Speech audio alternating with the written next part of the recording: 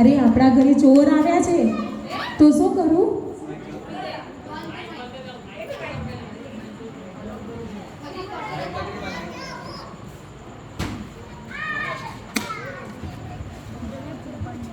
હાલો હાલો. હા બોલ. અરે આપણા ઘરે ચોર આવ્યા છે. તું વાત કરે છે? હા, હું અત્યારે તો સ્ટોર રૂમમાં ઊભી છું અને તમારી જોડે વાત કરું છું. હવે હું શું કરું? ઊભી રહે.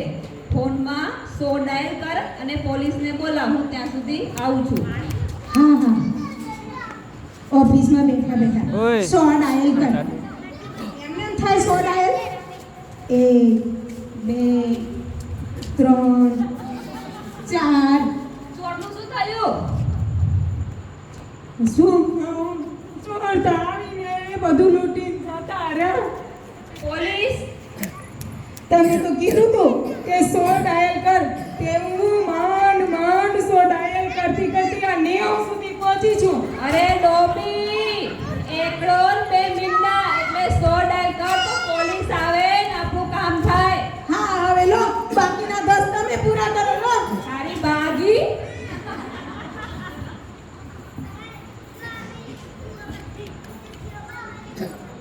લો, હારું, હવે ચિંતા ના કરો. આ જે થવાનું હતું એ તો થઈ ગયું. ગાડ્યા હું શું કહું છું, મમ્મી ક્યાં છે? એ તો ઉપર છે. એ બસ એટલે જ ઉપર પહોંચે છે. એ છેક ઉપર ક્યારે પહોંચશે? એ પણ તારા મમ્મી જ છે ને, એવું ના બોલાય. હા હા, હવે મમ્મી તો તમારા એ, મારા નહીં.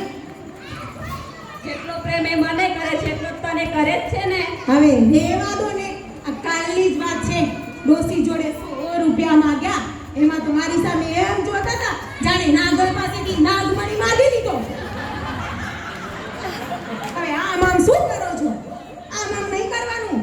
યાર, પાછળ કોઈ ઊભું છે, ધીમે બોલ. તું તો બહુ સમજુ હોશિયાર બહુ છે ને. હવે હોશિયારીની તો શું વાત કરો? હોશિયાર તો હું ક્યારની પહેલા હતી. આ તમારા મમ્મીએ તમારા મગજના વાયર છૂટા કરી નાખ્યા છે.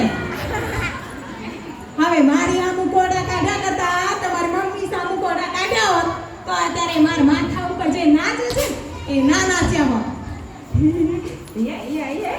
તું તો બહુ હોશિયાર ને સમજુ છે ને. પાછળ કોઈ ઊભું છે. એ તો હું સમજુ જ છું ને, પણ હવે હું તમને છેલ્લી વાર કહું છું, એ આ મારું મગજ ના જો હવે ઝડક્યું ને, જો મારું મગજ ઝડક્યું ને તો